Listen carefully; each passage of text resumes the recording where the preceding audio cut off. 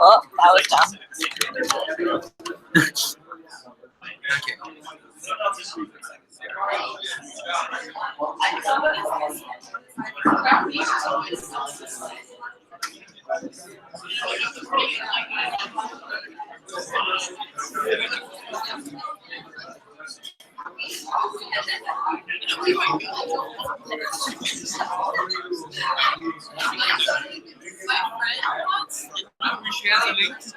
I think that's okay. Somehow the link changed.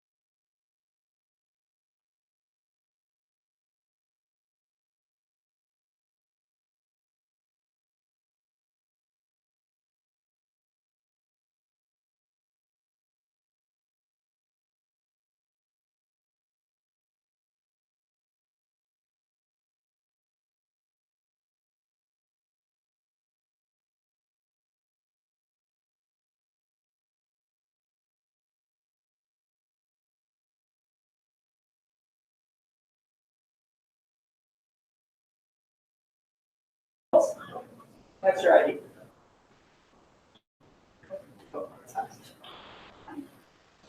So where were we last time we did the team-based learning? We were looking at case histories. The things that maybe you took away from that is that, first of all, earth materials have got a full range of physical properties. We put everything within the context of a 7-step sort of a framework. The thing that you're looking for needs to have a physical property contrast from the background. I can't distinguish anything if they're the same value, so it has to stand out one way or another. So that's the important thing. The other is that no single, even if you know incredibly well the value of a particular physical property, that doesn't necessarily tell you what's there. So the interpretation is aided by having multiple surveys. And we did some examples. There was this gravel quarries, so that used both conductivity and elastic parameters. There was karst investigations that used both density and conductivity. And then there was a mining stuff with both conductive and chargeable.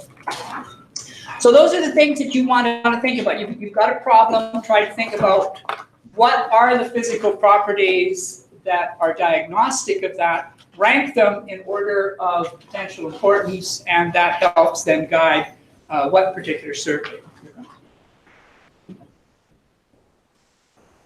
So that's kind of it for background. What I'd like now to do is we're going to switch over into looking at the various kinds of physical properties and actually how you're going to integrate the geophysics into your problem.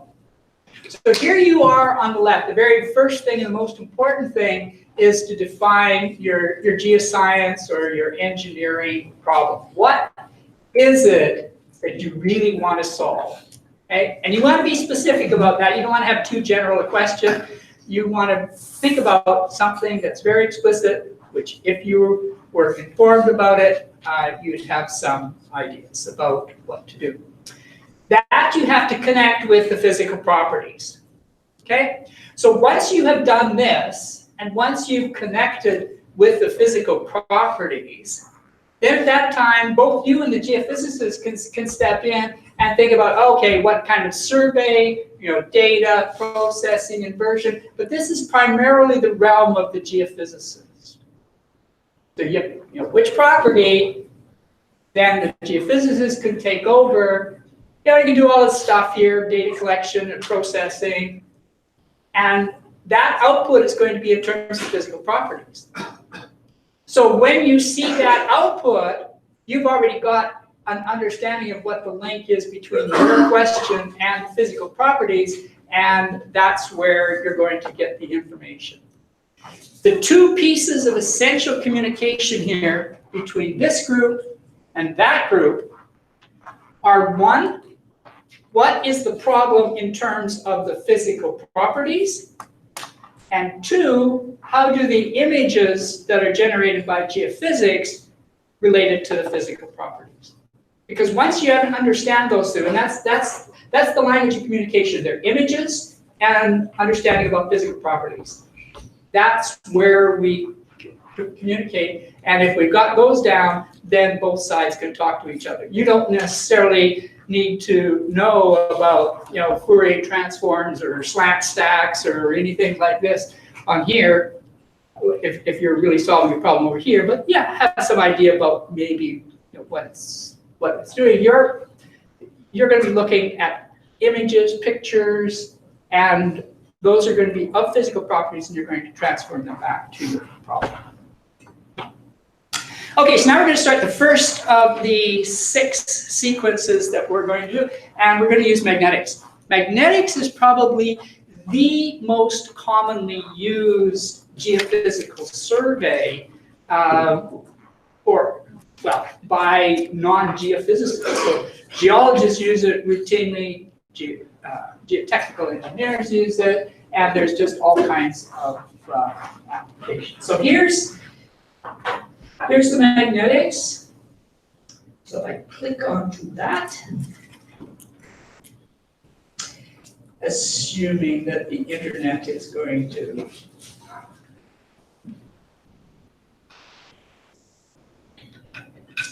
that's annoying.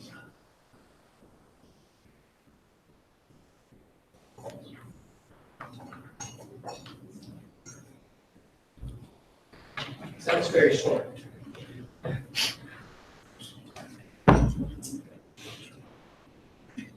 Why?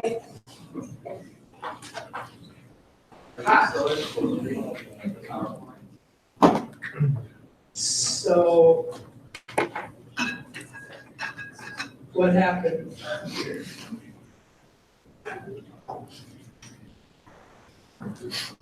So I can't display this. Why? I should have exited PowerPoint. Yeah.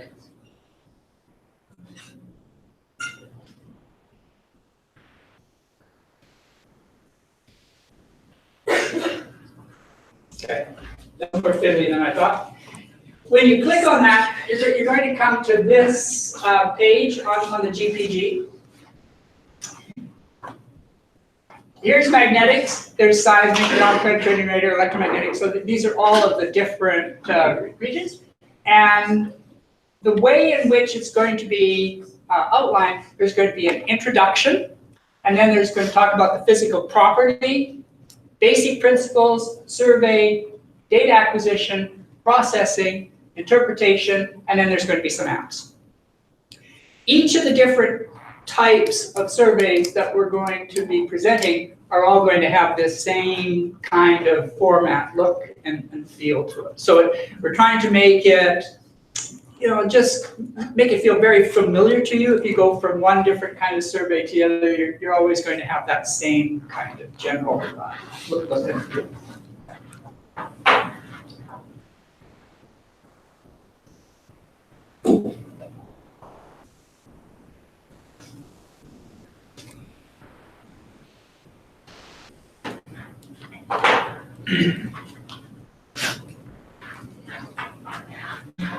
Maybe for this one I won't click so much, but there is an introduction, and so here is there's a reading on the GPG, which I'm going to ask you to kind of go through, and that'll sort of give you an overview of what the magnetics survey is like, and we're going to be taking that up today.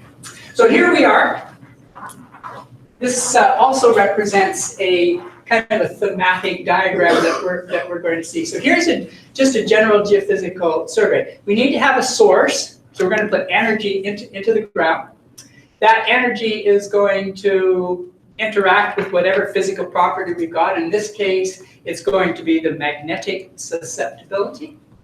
And then there's going to be a response that's generated, a signal from that, and we're going to pick it up as data.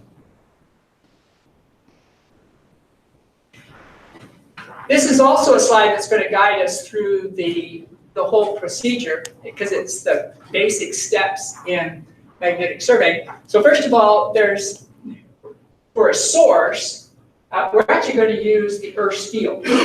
So we're not going to generate our own source. We're just going to use what's really out there. So we're going to use the Earth as a source, as the source. And then we're going to see that is going to magnetize material in the subsurface. So those are actually then going to behave like small magnets, and they're going to give rise to their own field. We're going to call it B sub A, which stands for anomalous.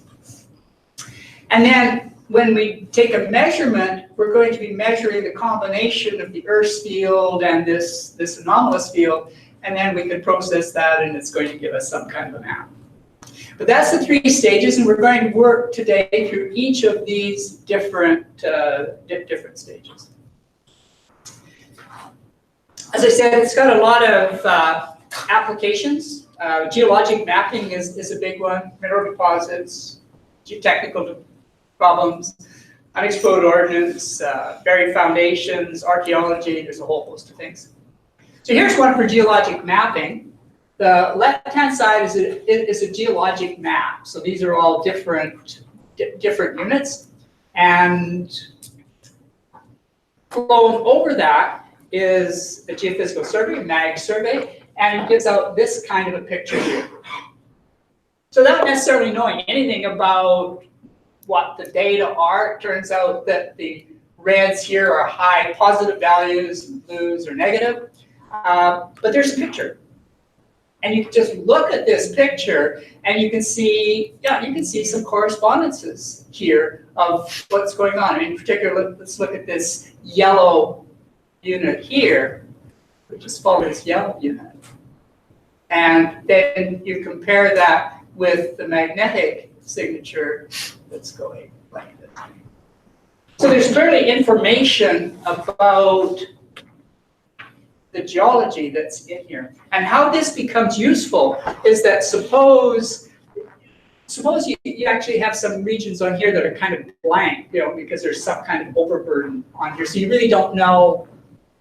Imagine you've got a region in here that's just covered in overburden. So you wouldn't know what these regions are. But now, if you did know that, this region up here has got, is some particular kind of rock, and you identify it with this, now you can use that as a proxy to kind of extend your way all the way through. And that is one of the big uses of magnetics for geologic mapping. Unexploded ordinances, I've told you that we've been interested in this for years. You have a little buried object, it's steel. These might be littered all over there. You can't see anything. You go over with a magnetometer and you get these kinds of patterns.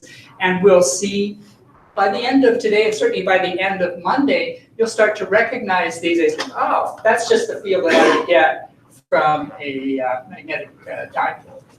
And then in mineral exploration, here's a map, and we're actually going to convert that to a 3D object. So magnetic susceptibility is the physical property, and I just want to take you through that. So you can go to this link and read a little bit more.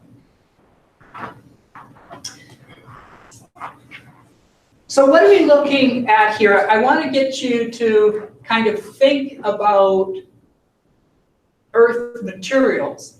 And effectively, Earth materials can kind of behave like small magnets. And the idea is that, if you think about any of these things here, you can kind of replace that somehow with thinking about a small magnet. If you remember a magnet, it's got a north pole, south pole. We're going to be consistent in how we draw the field lines. So the field lines are always going to leave the north pole and enter the south pole. A magnet has some strength. We're going to denote that by the letter small m. That's called the dipole moment. And it's really the strength of that. And then, as I said, the fields go from the north to the south, and the north pole, south pole, you got a dipole. A couple things about magnets, which you're very familiar with, is that opposite poles attract. So if you have a north pole and south pole, they're going to come together. And like poles will repel. The other thing that's important is if I put a small magnet in the presence of a large magnet, then it's going to line up. And I think the experiment that you probably all did was that one where you took a magnet and then you took a piece of paper, put some iron filing over top of it, right? And then here's an example of that. So the iron filings line up like this. So each little iron filing is actually can kind of act like a little magnet, and it will line up in the along the direction of that field. So you can see here how they're all kind of lining up. So here's the north pole of the magnet, and the iron filings are kind of going out like this and back in like that, just the same as they do there. Okay.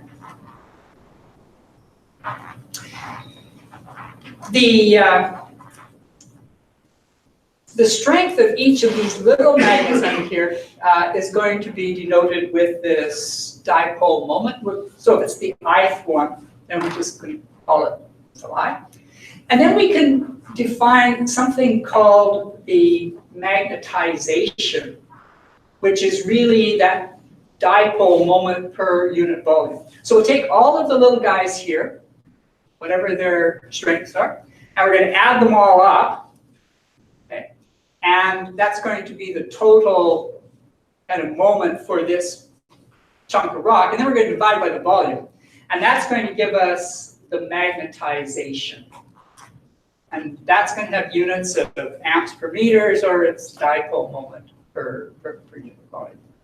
So you can start to see, if you start to put these things together, what's going to happen. You're going to have initially maybe a rock in which the materials are just kind of randomly oriented, so it'd have a really small magnetization. But the moment that I put an external field onto it, then these guys are all going to line up, and I'm going to have a net magnetic moment and a net magnetization.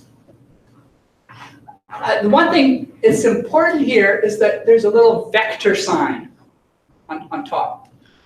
What that means is that you have to be, when you're adding things up, you have to have, the orientations, right? So, and in particular, if I had one magnet that was oriented this way, and I had another magnet that was oriented this way, okay, actually the sum of those, the sum of that net magnetization is actually going to be 0. So there's not going to be any magnetic moment. If they both line up like this, then they're both pointing in the same direction, so that I'm going to have a larger magnetic moment. Okay, so that vector sign is actually important. You have to take into account of which way everything is being run.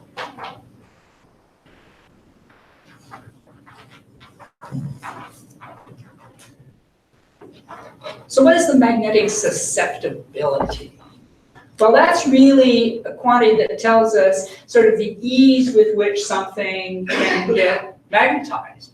So in other words, if I put on a magnetic field here, I'm going to call that H, we'll talk about that later. So that's kind of like the forcing field.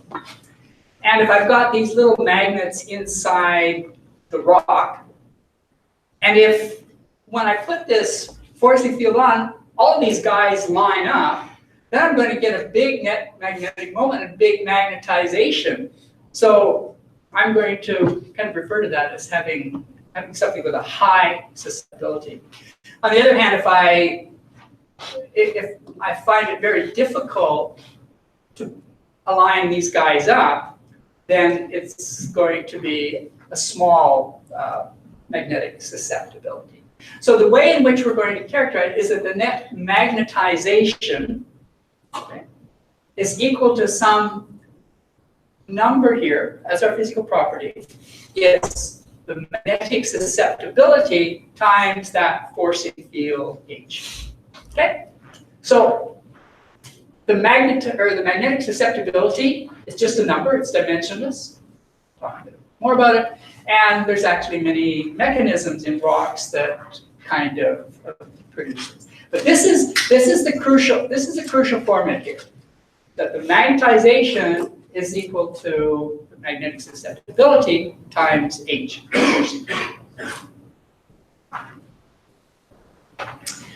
Might be interesting to you just to kind of see a couple of other things here that are connected with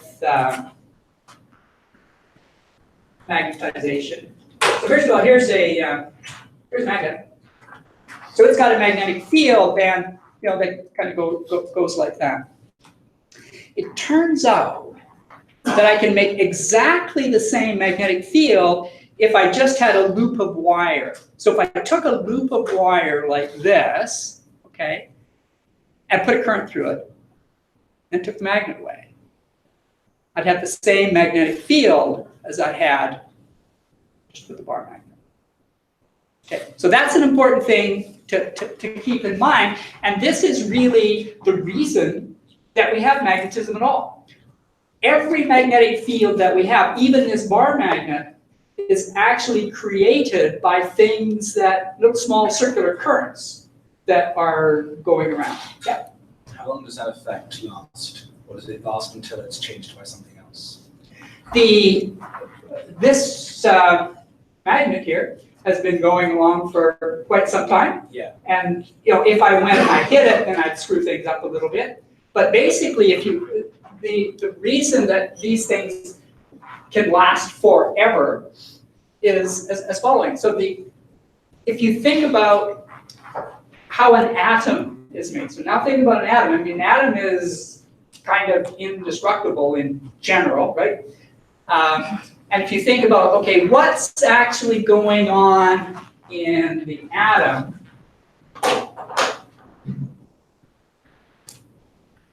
So first of all, I got a nucleus, okay? And in the nucleus, I've got protons and neutrons. Neutrons don't have any spin, but a proton, is spinning around, right?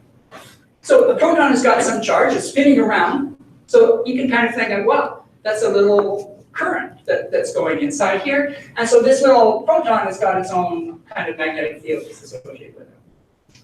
Then in addition to that, you got electrons that are going around the outside.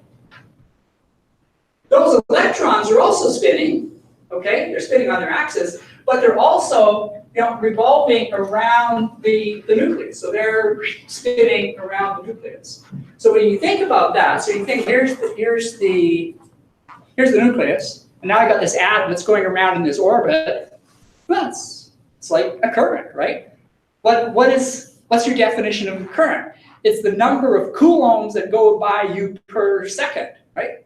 So if I've got an electron charge and it's zipping by, zing, zing, zing, zing, I can count the number of coulombs per second, and that's an effective current. Got an effective current, gives me magnetic field. So the origin of all magnetic fields is in currents. Okay, we've got moving charges. So in spite of the fact that I've got this bar magnet here, and you think, oh, nothing's going around in here. Inside here, when you look at an atomic level, there are a lot of things happening.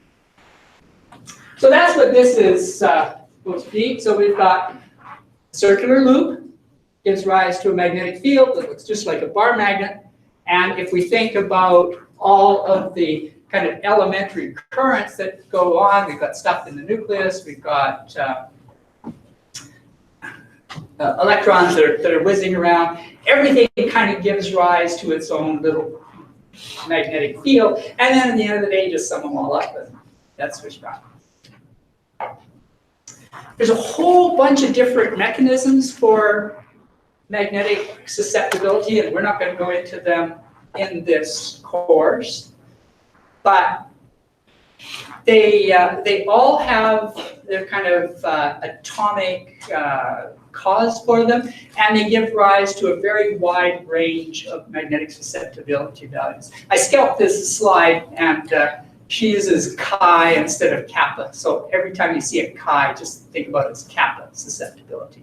So there's a whole bunch of here: ferromagnetic, ferrimagnetic, antiferro, all of these. I'm just going to flip through them, and the reason for that is that you're going to recognize the rocks that are connected with this. So first of all, there's the big kid on the block, the ferromagnetic materials. And what happens in that is that the rock, and it could be like iron, cobalt, nickel, these guys are all ferromagnetic. They kind of divide into domains.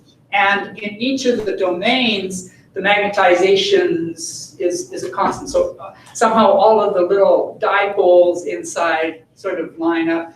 And it gives you very large magnetic fields. When we look at rebar or something in construction materials, so that's iron, that's going to have what's called remnant magnetization. You're going to see that when you go to the beach on Monday. But those are all kind of ferromagnetic materials. There's ferromagnetic materials. In this case, the order in which things are lining up is a little bit different. They tend to be kind of alternating orders in the lattices of up and down. These also have pretty high magnetic susceptibilities, and the rock units for that are magnetite. That's going to be a really important rock for us for exploration purposes. Ilmenite, titanmagnetite, and pyrrhotite. Then you got stuff that kind of behaves in the opposite direction. So you get antiferromagnetic materials. So instead of lining up with the direction of the magnet, they lie up, in the opposite direction. And hematite. Then there's diamagnetic, which again have a negative. These have a negative susceptibility that's attached to them. So they actually again produce fields in the opposite direction. It's small, but it is in the opposite direction. And things like halite, graphite, calcite, common materials. In the early days of oil exploration in the United States, one of the things that was most useful, because the oil is trapped in salt domes, was to see if you could map salt domes, regions of salt, and they actually used the fact that the magnetic field values that you get would be in the opposite direction. That helped to find salt. And then you get paramagnetic materials. These have a very small value of susceptibility and kind of lie in this region. So tungsten, cesium. I think from a rock perspective, this is a pretty good diagram. Here's the magnetic susceptibility on top. From very small, 10 to the minus 5, to 1. Magnetite is up here. He's the big kid on the block.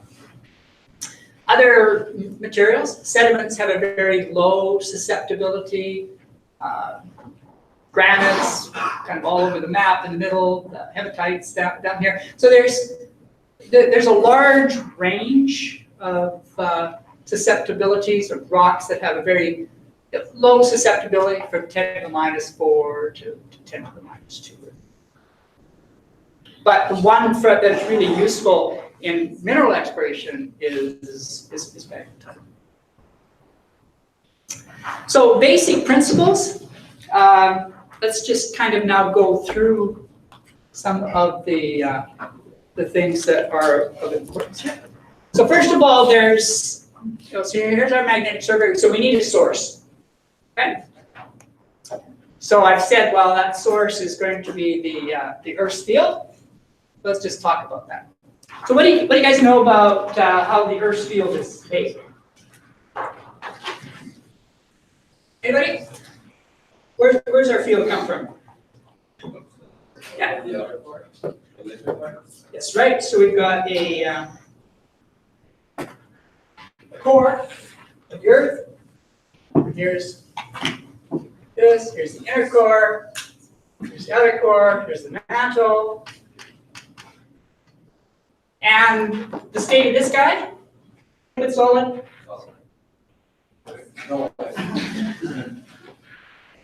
It's fluid, yep, liquid. So it's fluid, it's moving around. And then there's a process, which is, you can imagine, complicated, in which the fluid moves around and actually generates, because these are charged particles moving around, it generates currents inside the Earth. Initially, if you're actually able to look very carefully inside the Earth and you look at the magnetic field lines, it's like, wow, that's a mess, right? Because there's just stuff all over. It's really complicated. But if you go away, so if you're sitting right down on here, the fields would be really, really complicated, right? That core mantle buffer. But as you go away, you just see more of simplicity, you see more of the dipole moment. And actually, by the time you get to the surface of the Earth, to first approximation, it kind of looks like the Earth's magnetic field is just like that of a big bar magnet that's sitting more or less in the center and torqued off at a bit of an angle. Okay, so that's kind of where our Earth's field comes from and what it looks like. If we put that into a bigger perspective, there's magnetic fields everywhere. And also our Earth's magnetic field gets distorted because of what's going on. So this, of course, is not a to-scale model. So here's our sun, and here's the Earth. So we have, if we didn't have the sun, we just have this magnetic field that's kind of coming out here.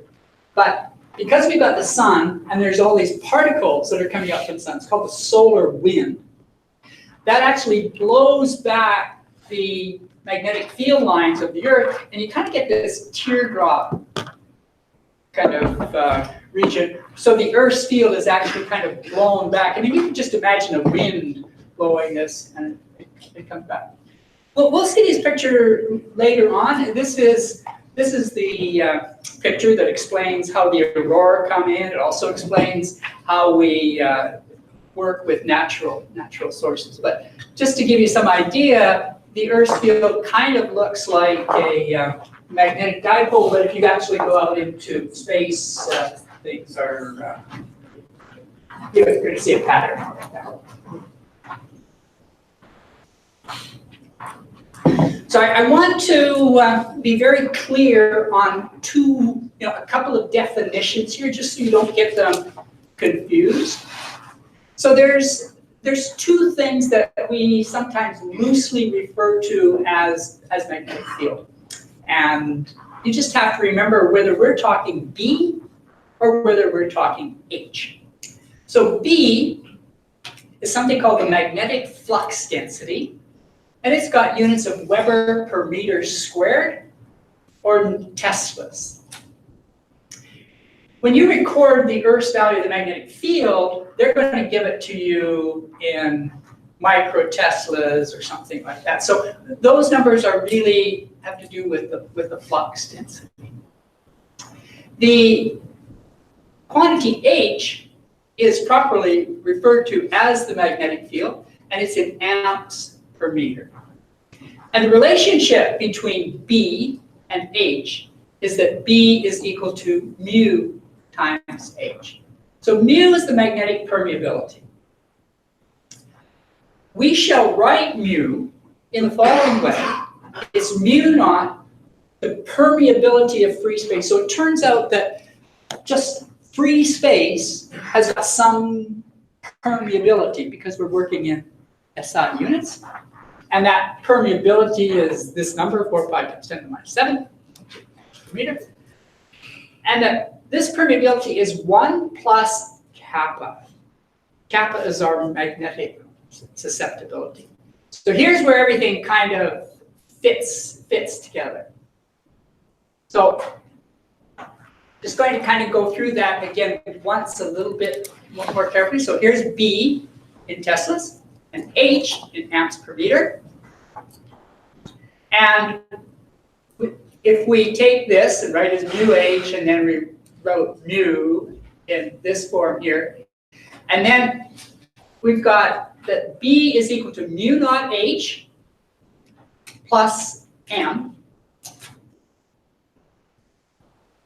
So H is our inducing field, and M is our magnetization or induced field.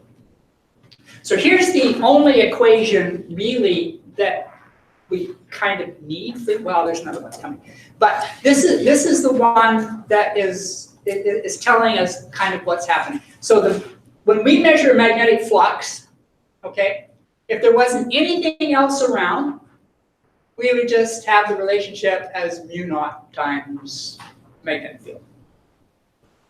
If there is something else around, then it creates its magnetization, and then it relates to B like this.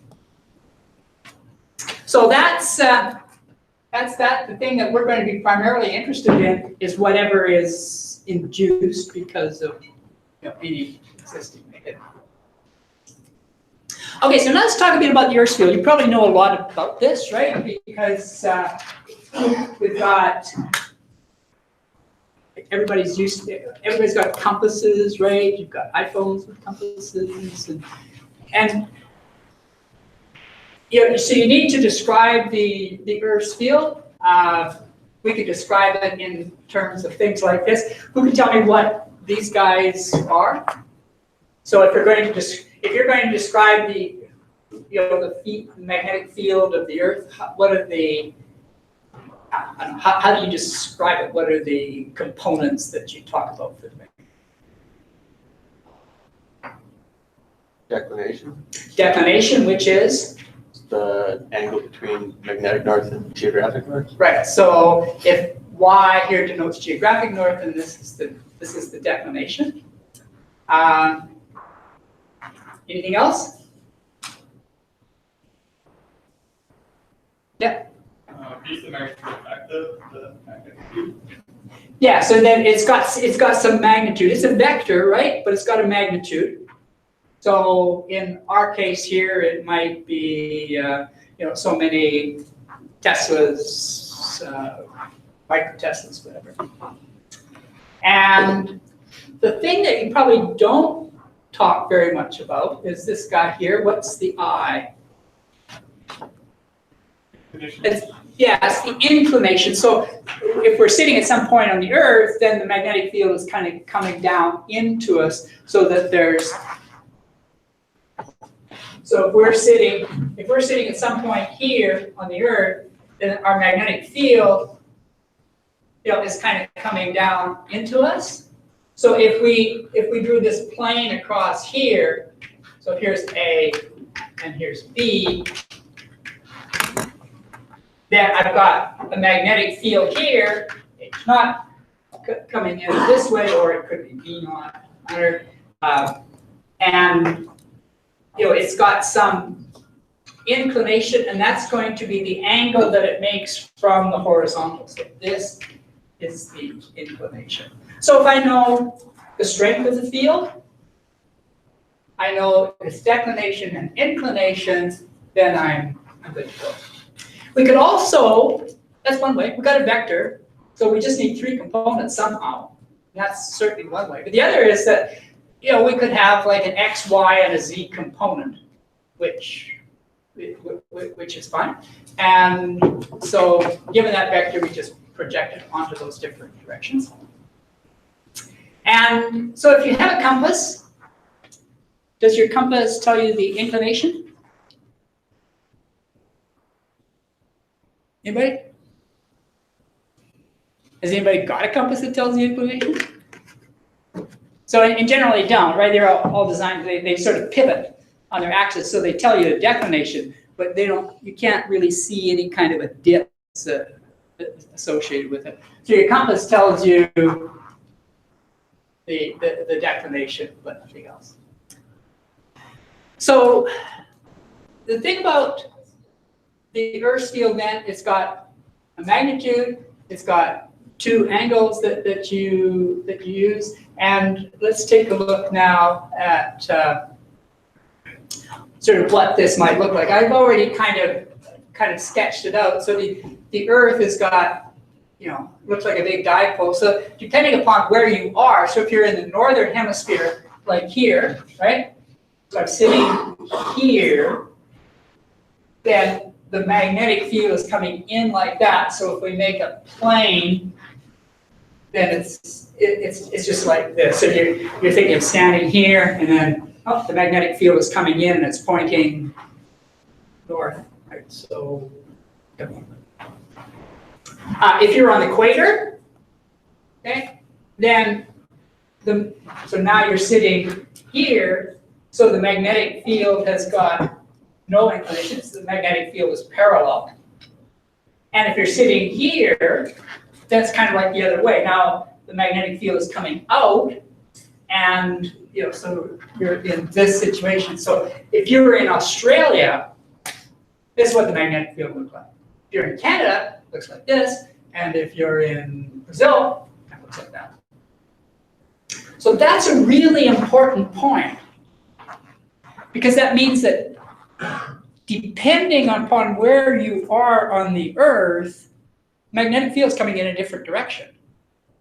And remember what we said about, a rock, okay? All the little magnets in here, right? If I've got a magnetic field that's coming in like this, these guys are all going to line up like that. So that's going to give me a magnetization then that kind of looks like a bar magnet in this direction. Whereas if I've got a magnetic field that is horizontal, okay, now all these little guys are going to line up like that. So that's going to give me, a very different kind of magnetic field. So this is something that is really foremost in how you need to think about the magnetic field. So every time you're looking at, like, okay, I'm going to do a survey someplace.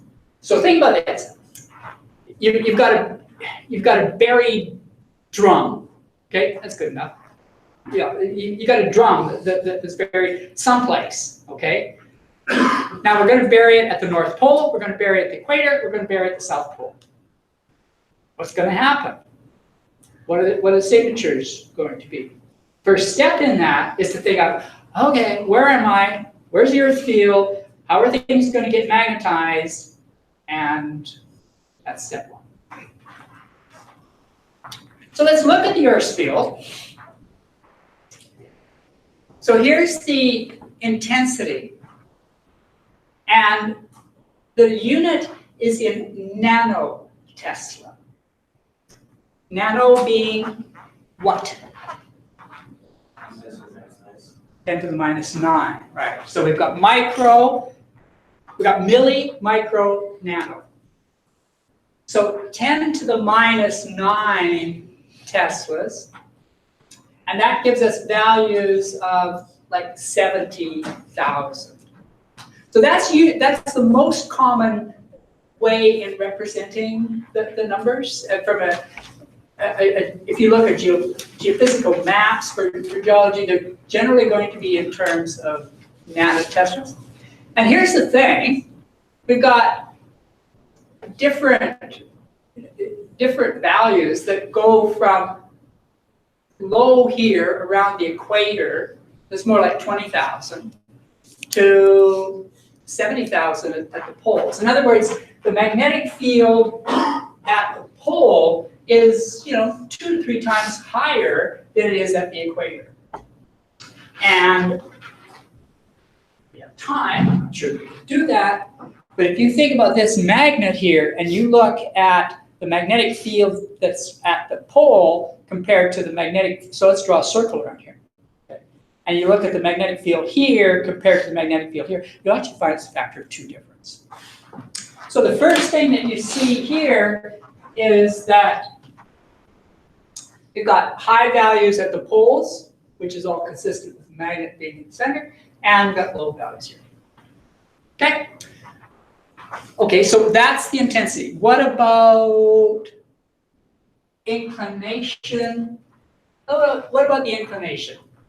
What would we expect? So if we're sitting up here,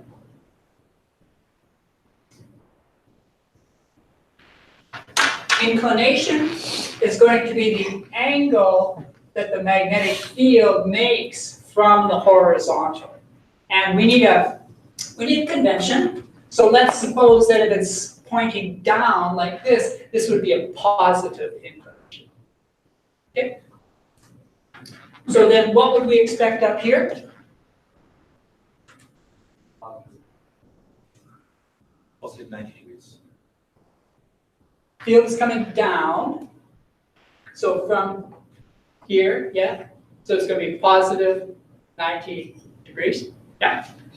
And if we go to here, 0, here, okay, let's see. If we go to the inclination, So here's, bloody, where's the scale? Ah, that's interesting. Okay, well, I guess they're on here, so they're contour values. Okay, so if you look up here, so this is 60, 70, 80. So the red are high positive values, and if you look at the blues down here, they're all high negative values. So you can see that it kind of does more or less what you'd expect, going from negative to positive. It kind of dipsy doodles around a bit. That's because this representative dipole is not an exact dipole aligned with the spin axis, which actually is an assumption it's often made, but it does change a bit. The declination is a little bit more complicated, and you might want to kind of think this through. So if you look up here, you see that the declination is actually going from positive to negative just right around some particular point. You can think about that, but think about, okay, if here's the pole of my magnetic field, if I'm here versus here, kind of what I'm going to say. Okay, so just last slide. So here, this is where we are in Vancouver. Here's our latitude. Our total field is about 55,000. So what I'd like you, I didn't get as far as I was hoping. So let me make a couple of points. One is that, just a second, let me.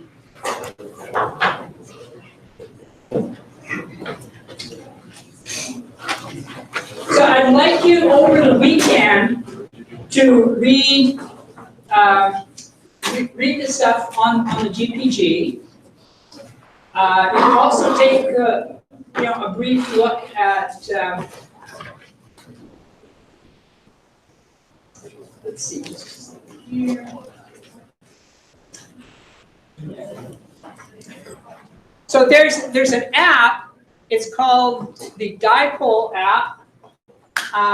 You can access it through here, through the GPG. Some people have said they've tried to use Azure and were unsuccessful. That will be the case. So do not use Azure. Find the link that says Binder. So if you go onto the GPG website and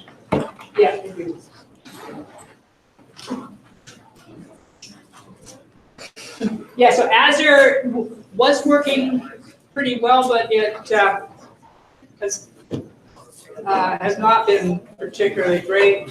So you'll see this if you go onto the GPG. There's the app button, and there's something here called Binder. So if you click that, then you'll see some arrows that are spinning around, and it'll bring you to the app, and then you can try playing around with it. So that's actually kind of nice. Also in Like, oh shoot, where did that one go? Just the one that we lots of questions in.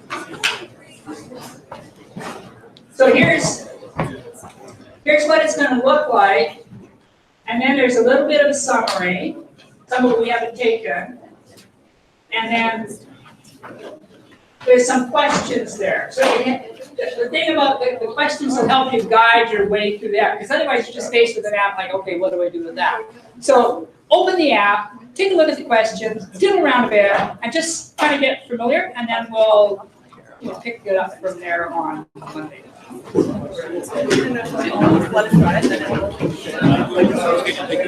you're like, why?